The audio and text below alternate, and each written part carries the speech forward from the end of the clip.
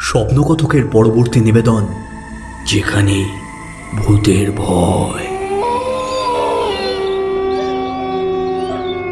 Season 1।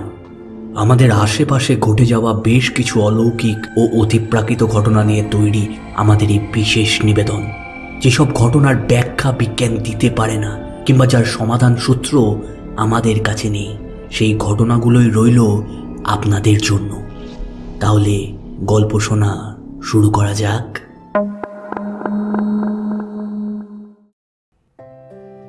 সন্ধ্যার অন্ধকার আস্তে আস্তে ঘরে ঢুকছিল।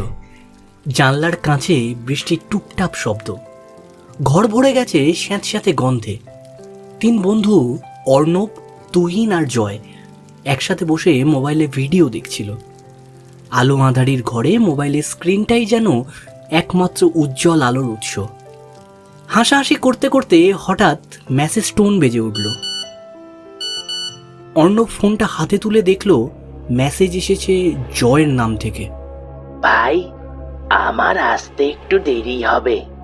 অর্ণব প্রথমে বুঝতে পারল না, তারপর থেমে গিয়ে অবাক হয়ে বলল, জয় শোন, তুই তো এখানেই বসে আছিস, তাহলে মেসেজটা পাঠালো কে?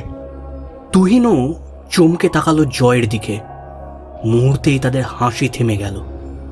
জয় তাদের দিকে ধীরে ধীরে মুখ ঘুরিয়ে তাকালো। তাদের বুক কেঁপে উঠল। জয়ের চোখে কোনো মনি নেই, সাদা ফাঁকা শূন্য দৃষ্টি, যেন ভিতরে কিছুই নেই। আর তার ঠোঁটে ফুটে উঠেছে এক অপার্থিব শীতল হাসি।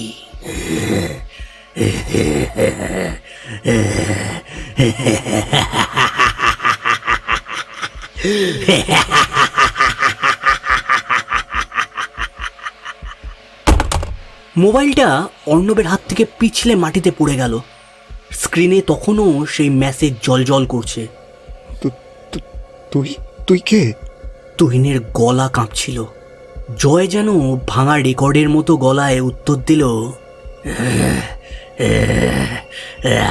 আমি তোর সব কিছু জানি, তোর কণ্ঠস্বর, তোর হাঁটার ভঙ্গি, তোর গোপন ভয়, সব কিছু। তার শরীর কাঁপতে শুরু করলো। হাত পা অস্বাভাবিকভাবে মুচড়ে যাচ্ছে। হাড় ভাঙার শব্দ শোনা যাচ্ছে ঘরে। ধীরে ধীরে তার ত্বক ফেটে বেরিয়ে আসছে এক বিকৃত আকৃতি, লম্বা নখ, ফাঁকা চোখ আর মুখ ভর্তি দাঁত। অর্ণব ও তুহিন আতঙ্কে দরজার দিকে দৌড়ে গেল, কিন্তু দরজা যেন ভিতর থেকে আটকে গেছে। ঘর ভরে উঠেছে কেঁপে ওঠা এক অমানবিক হাসিতে।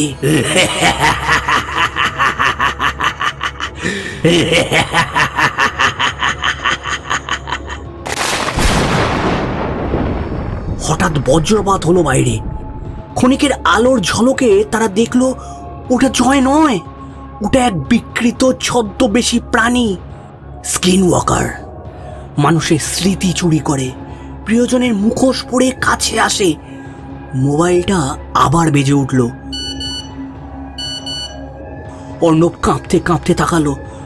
নতুন মেসেজ এসেছে। ভাই, আমি এখনই আসছি, তোরা ঠিক আছিস তো? পাঠিয়েছে আসল জয়। অর্ণব আর তুহিন একে অপরের দিকে তাকালো, চোখে মুখে শুধু আতঙ্ক, কিন্তু পিছনে তখনও শোনা যাচ্ছে সেই অপার্থিব হাসি। ধীরে ধীরে অন্ধকার ভেদ করে এগিয়ে আসছে তাদেরই দিকে।